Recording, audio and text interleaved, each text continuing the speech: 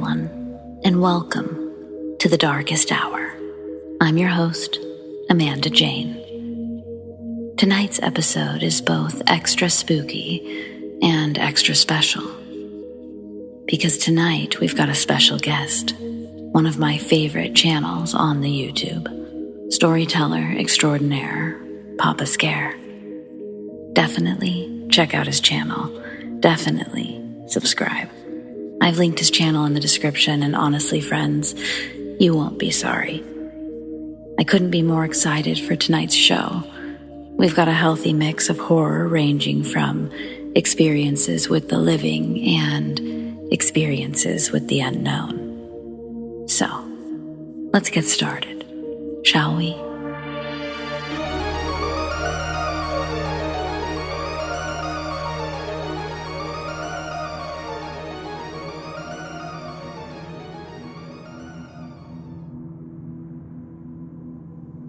The other day I was driving pretty late at night.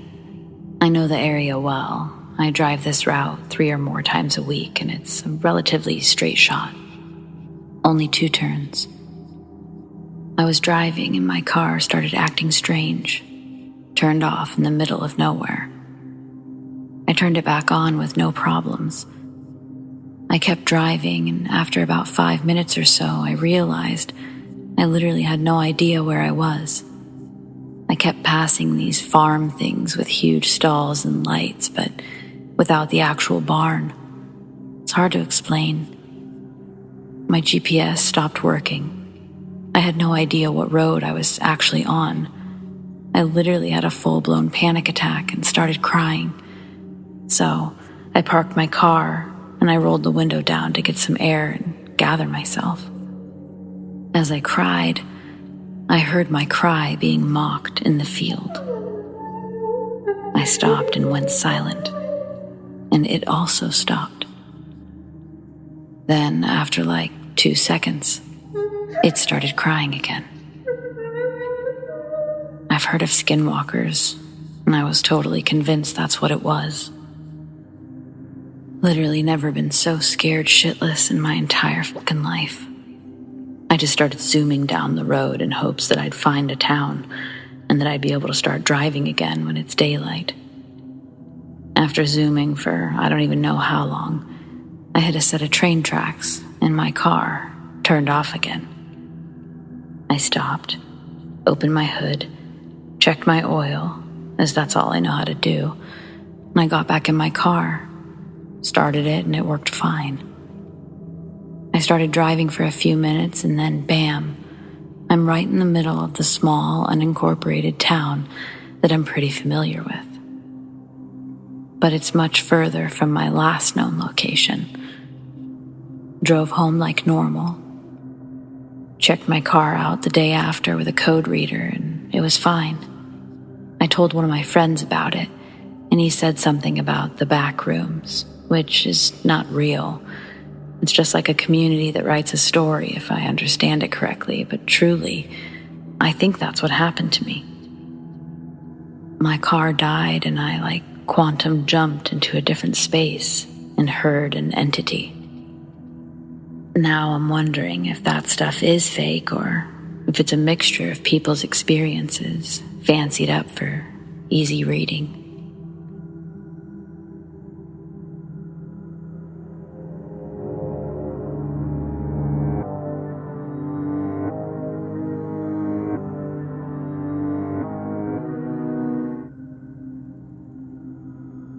When I was 11, a year after I went to this haunted beach house, I noticed a lot of things happening around me. I noticed that the lights in my room would turn on and off at the most random times, like 4 a.m. Another thing is I would hear voices calling out for me, and just a lot of paranormal activity in general. But I remember this one night in particular. I woke up between 2 to 4 a.m. That isn't really typical for me. If I wake up randomly, that usually means something is watching me. Anyone have that too? Anyway, moving on. I tried to go back to sleep, but I couldn't. I sit up and looked to my left. There was a tall shadow figure staring at me. I wanted to scream, but I couldn't. I quickly turned my head forward and there was this other shadow figure that looked like a girl, and behind her was another taller and skinnier shadow figure. I looked away and looked at my mirror. I was in shock. I counted around 6 to 7 shadow figures looking at me. Then finally, I started to panic and yelled for my parents. When I did that, all the shadow figures stayed until my parents entered the room. I explained everything to my parents, but they didn't believe me. I went to their room and slept there for the night. Now, I don't see any of those shadow figures today, but at times, I would see a shadow figure by my hallway. Does anyone else have a similar experience? And what should I do, because similar things still continue to happen?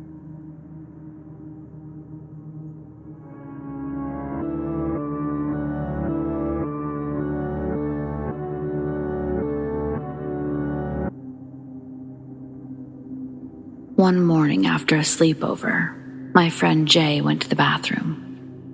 My friends and I decided it would be funny to disappear and make her have to find us.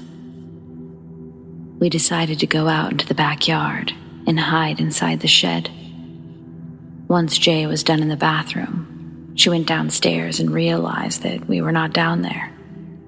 She went back upstairs and looked for a while. She went downstairs again and heard laughing coming from the storeroom. It's where the water heater and stuff is. She thought it was us messing with her and called out, "Very funny, guys. I found you." The laughing stopped. She walked into the storeroom and it was empty. She freaked out and ran upstairs. She came outside and we all came out of the shed. Her face turned pale. We stopped and asked her what was wrong. "You guys weren't in the basement?" We stared at each other. "No, we've been in the shed the whole time," we said. That's when she told us about the laughing. She was freaked out but thought that we must have set it up to mess with her, like a recording playing or something. We assured her that we hadn't done anything like that, and we were out in the shed the entire time. We were all freaked out. I can't assure you that my friend didn't make it all up, as I didn't witness it, but I can assure you that we didn't set anything up.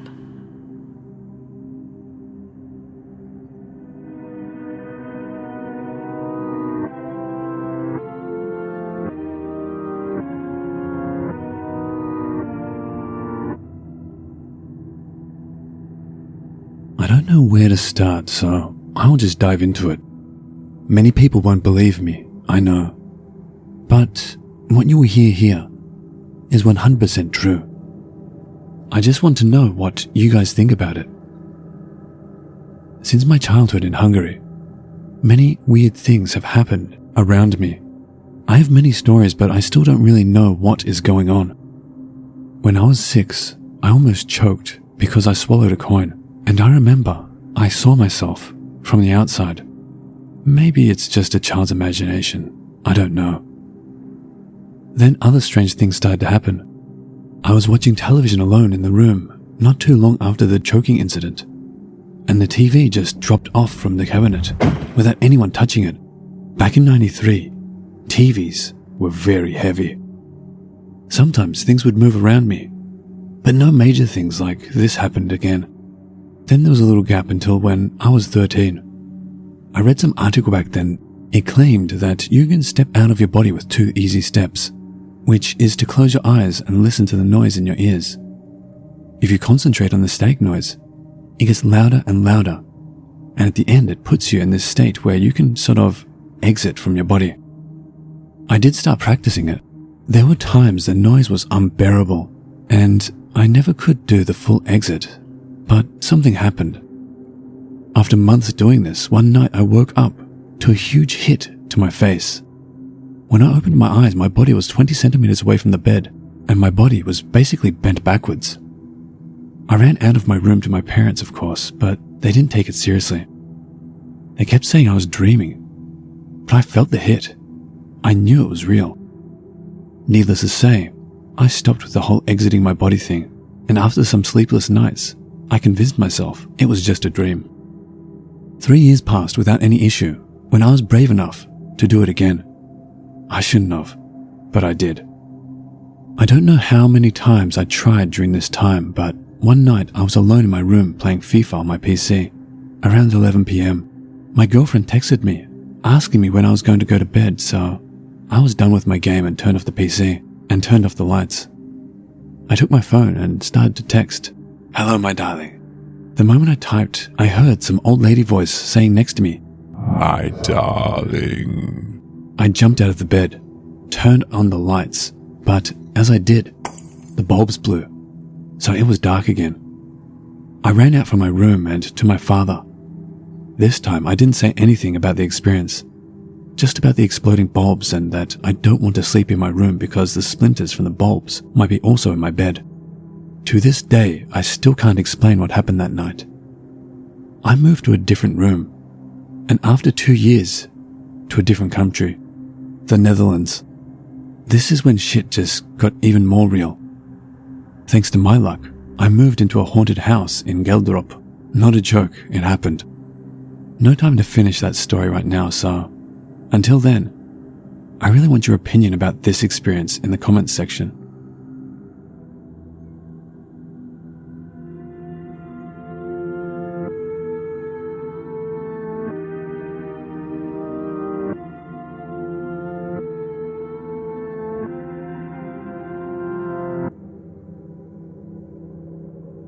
So my name's Smithy.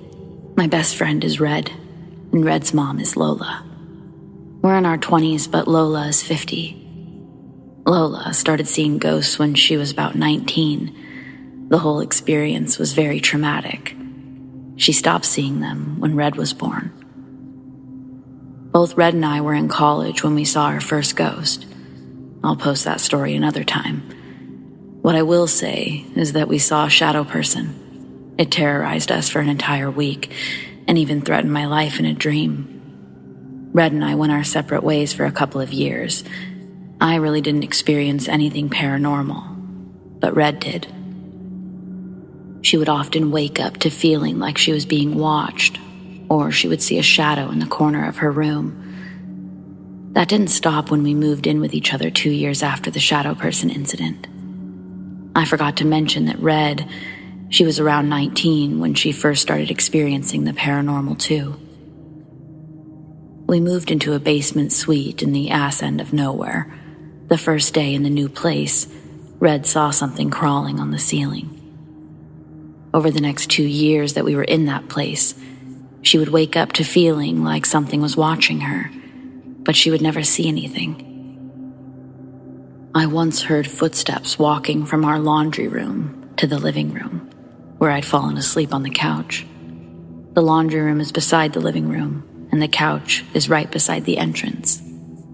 The footsteps had stopped in the middle of the living room, and I just refused to open my eyes. I also saw a disembodied head floating in front of the stove light I kept on at night. We moved to the city in August of 2020, and Red started seeing full-bodied shadow figures in her room. She'd wake up and see them standing in her closet or sitting on her bed. Some have tried to talk to her. I just saw the occasional shadow figure in the corner of my eye, but nothing to the extent that she did. On May 22nd, I decided to use an app called Necrophonic. It's basically a spirit box app. Both Red and I just listened instead of conversing with the spirits.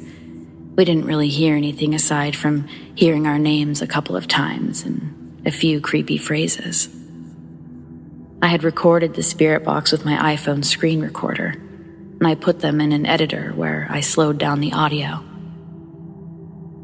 I go by a nickname, so when I heard my birth name being said, it kind of freaked me out. I also heard Red's name being said. I heard other pretty creepy things too. But it got worse when I reversed the audio. I reversed it because I heard this woman speak weirdly. It kind of reminded me of those horror movies I've watched where the demon would speak in reverse. Well, I heard the same lady speaking, but this time I could understand what she was saying. The truth will free them. This is my way. Like your soul. We're always watching. To say I'm freaked out is a monumental understatement. Both Red and I are going to visit a psychic in a couple of weeks to see if we can find any answers as to what the hell is haunting her. If anyone reading this has any information about what we're dealing with, I'd appreciate it if you could let me know. I'll also add the links to the video in the Spirit Box sessions below, just for those who don't want to watch the full video. I'll answer any questions to the best of my ability. Thanks again for reading.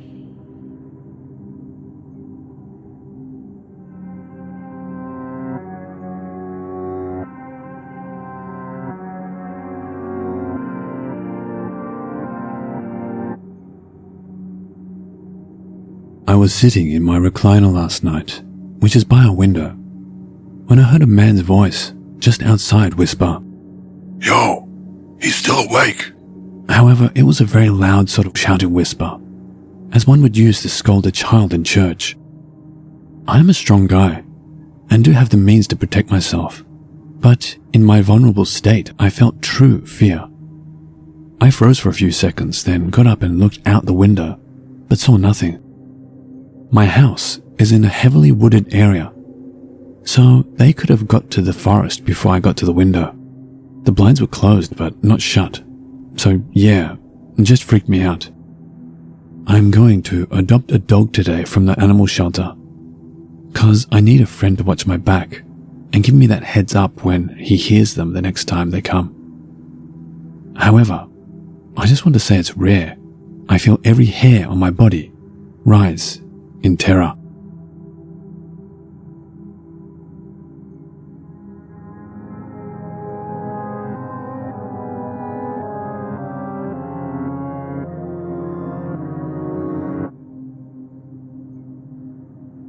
My wife and I just recently moved to a new city with my boss, so I could work for them. They found a nice building to buy. There's a storefront on the main floor, an apartment in the basement, and an apartment on the top floor, so we could all live and work in the same building. My boss took the basement apartment and arranged for my wife and I to move into the upper apartment, saying it needs some work, which was the understatement of the year. The old tenant had been evicted from the property. He had destroyed literally everything in the property, including every floor, appliance, wall, door, and window. Anyway, we're told that the old tenant didn't take the eviction well, and he still thinks that he lives here. On top of that, he spent most of the last 12 years in and out of jail and prison. My wife insisted on buying a camera for the doorbell. The third day of us renovating the apartment, we hear the doorbell ring, and I got up to answer it. I just unlocked the door assuming it was my boss when my wife starts shouting for me to shut it. I shut the door and I lock it, and I hear, "Hello?" So I responded, "Hello?" and was met with, "Who's this?" I'll spare you the details and just say that it was the old tenant who was very disgruntled but finally left when I told him he'd have to talk to somebody else in my best tough guy voice. My wife had checked the doorbell notification just as I was opening the door. I'm glad she did because he seemed belligerent and he could be seen on the camera drinking a bottle of Jim Beam. Later that night, we were in bed watching TV after midnight when I heard a thumping coming from the living room. I got up and I told my wife to pause the show. I grabbed a hammer that we were using and I ran into the living room in my underwear, just in time to hear footsteps running down the stairs. I kept checking the windows and I saw someone walking away through the park in the same clothes the tenant was wearing earlier. The part that creeps me out is that the walls are so thin, You can hear everything. I can hear my boss talking on the phone 2 floors below me. The ex-tenant knew we were home because he would have easily heard the television. If he knew we were home, then I have no idea why he was trying to open the front door in the middle of the night, or why he ran away when we paused our show.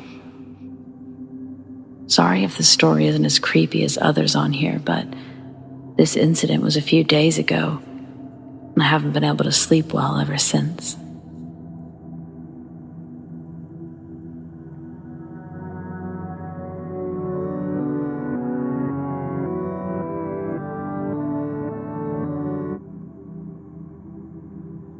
I lived in a really old house that was converted into 2 separate apartments. My family of 6 had the top 2 floors, while the first level was its own single apartment. My family, as well as the neighbors in the apartment below that were in and out fairly often, experienced a lot in our time there. We'd all seen and heard things, and one of our downstairs neighbors, who was a devout Christian, even said she was strangled by something while she slept one night. She slept on the porch just because she refused to be in there after, and hung holy water on both our doors. Now, what I want to know is, can paranormal beings alter the dreams we have, or even cause us to develop medical conditions? They can go as far as to speak to or touch us, but can they get inside of our heads too?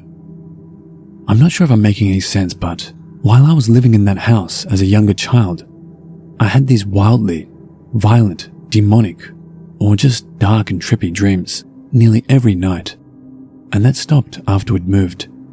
I also began having epileptic fits, but only at night with no history of epilepsy whatsoever. These also stopped around the time we left.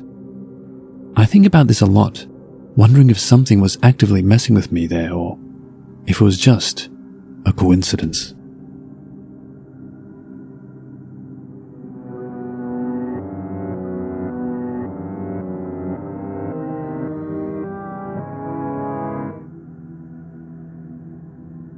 About 15 years ago, my old high school group of friends decided that we were going to attempt to contact my friend Ben's biological dad, who'd recently died before he got a chance to know him. Now, Ben was absolutely wild. He wasn't scared easily. My high school sweetheart was with us, and he was absolutely terrified. I owned a Native American necklace that had items placed in it for protection from spirits. To help ease his anxiety, I placed the necklace around his neck. We partook in the devil's lettuce and started our session giggling. I was no believer in Ouija boards. It didn't bother me a bit that we decided to do this in an abandoned church deep in the woods either. Only my boyfriend was terrified, which caused our friends to tease him mercilessly. The board was set up and we got serious. We just had no idea how serious this was about to become. As the planchette moved to spell his father's name, I smiled, thinking that this was his method of closure. He was clearly doing it because he'd refused to share the name beforehand. But looking into his eyes, I saw something I'd never seen etched into his face. It was fear. I can't remember how it all went down, but suddenly, the board was spinning and said, "Murder." I was starting to feel cold, even in the heat. That's when it all went to shit. The pews, already broken, were shaking uncontrollably, even toppling over. We were in a back room that was essentially empty, but we ripped open the door to discover the pews toppled over. It started a massive panic to get out of the building. As I was running, I realized my boyfriend was not with us in the woods. I turned back right as Ben and a few others pulled off in their cars. Once I re-entered the dilapidated church, my boyfriend was stuck.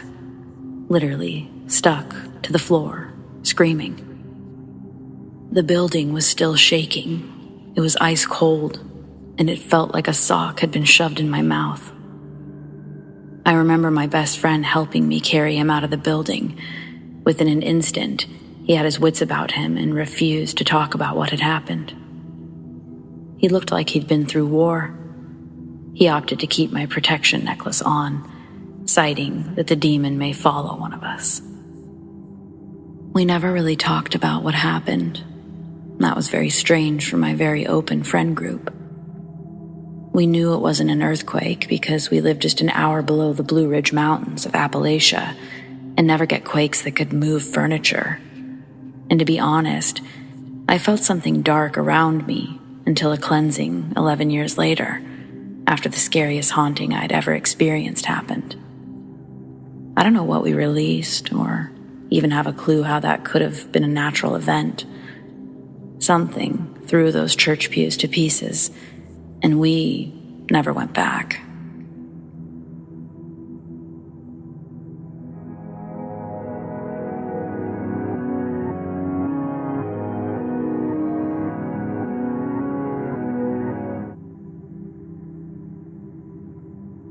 When I was around 15, maybe 16, I walked into my bedroom where I'd left my curtains open. There's a patch of green right outside my house with a lamppost next to the path. Before I walked in, I had an urge not to open the door. But my dad had told me to go to bed, and he didn't disobey my dad. As much as I was scared to open the door, I knew I'd be in trouble if I didn't. So as I opened the door, I realized I'd left my curtains open and it was now dark. As I went to close the curtains, something caught my eye on the wall behind me. I didn't shut the curtains. I turned around and I saw the shadow of a woman from her shoulders up, with curly hair. It was on the wall. I had just been by the window and no one was out on the green or near the lamppost. I was on the second floor, so there's no way of being right outside the window. I walked out, shut my door, and shouted at my dad, who must have seen and heard how scared I was. He came and looked at the wall. The shadow was still there.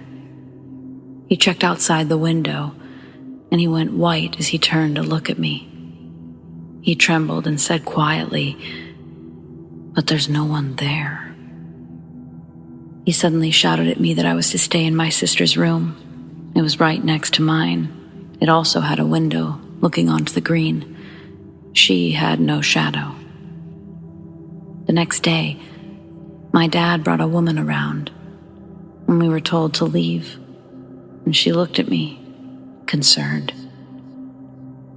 When she was leaving, I heard her say, "She'll be safe for now, but I don't know what else is following her." Even 12 years later, this memory keeps me up at night. It's becoming more intense and affecting my sleep. Can anyone advise what this entity was, and am I safe?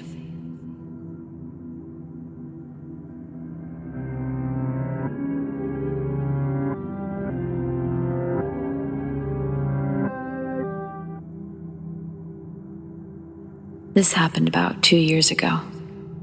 I woke up from a nap at about 5:30. I remember because I checked my phone, and when I did, I had a message from my mom. The message read, "I'm at the store. I'll be back in about 30 minutes. I responded back, "Okay, I love you," like anybody would. She responded back, and I went about my day. I started to feel hungry, like 10 minutes later. So I got up and started walking out of my room. Out of nowhere, I hear my mom calling my name. And she said to come help with the groceries.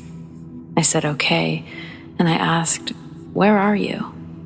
Since normally she'd already be in the house when she'd say, "Come help with the groceries." I called my mom because the door was locked when I went to go check.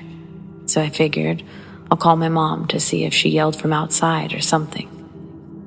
So she answered, and I asked, "Are you here yet?" And she said, "No, I'm grabbing toilet paper." My heart froze. and suddenly, I wasn't hungry anymore. I hung up the call, not even saying bye, and ran to my room. I tried to stay calm until she got home. Like 10 minutes went by and I hear my name being called by my mom. Come help with the groceries. I walked out of my room to see her in the kitchen with a bag of groceries in her hand. And I said, okay, like nothing ever happened. That experience still creeps me out to this day.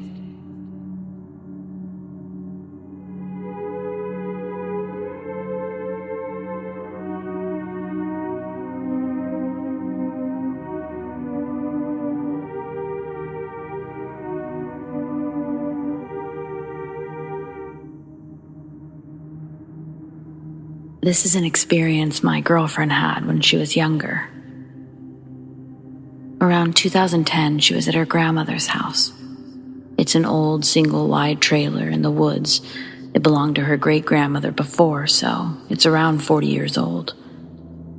It's got some rooms added toward the back of it, with a curtain separating the rooms from the original trailer.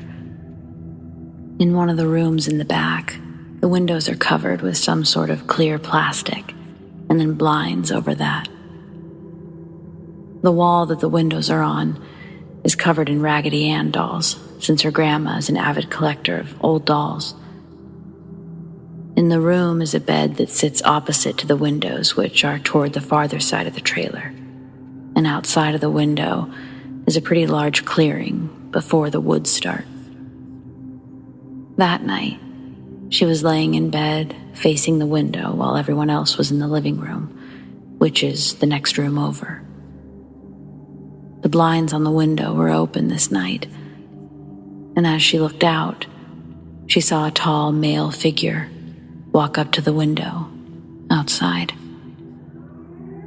As it was walking up, it seemed to have been looking around, scanning the area as it walked until it noticed the window. And that's when it walked up to the window. The way she describes it is the figure had a ghoulish white face, very defined cheekbones, the skin that looked pretty smooth, almost like a porcelain doll. It was wearing very dark black glasses. It was bald and wearing some type of bowler hat. Something like you'd see some old-timey person wearing. It had a black suit with what looked like a bow tie.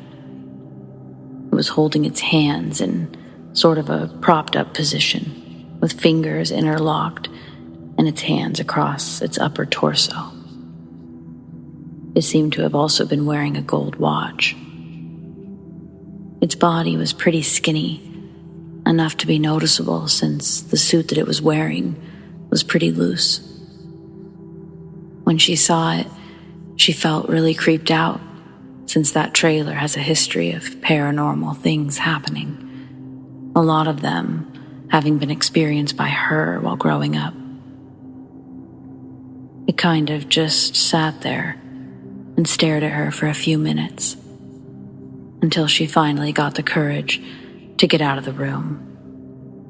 She went and told her grandparents that someone was outside of the trailer, at the window. Her grandfather got his gun and went out to the side where she'd seen the figure to see if anyone was out there. He didn't see anything. After that, they all went inside, locked all of the doors.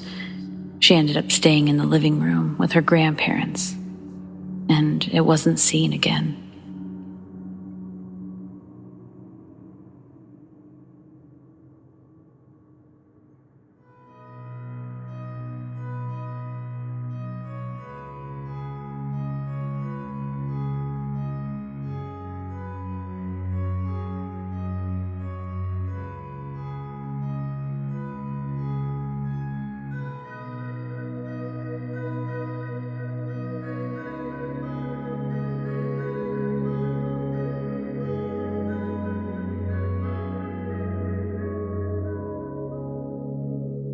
Well, friends, it appears we've reached the end of tonight's episode. But don't miss a brand new episode every Friday night. I want to thank Papa Scare again for joining me on this episode. I hope you'll all check out his channel. Big thanks to everyone who shared their stories and to all of you for listening.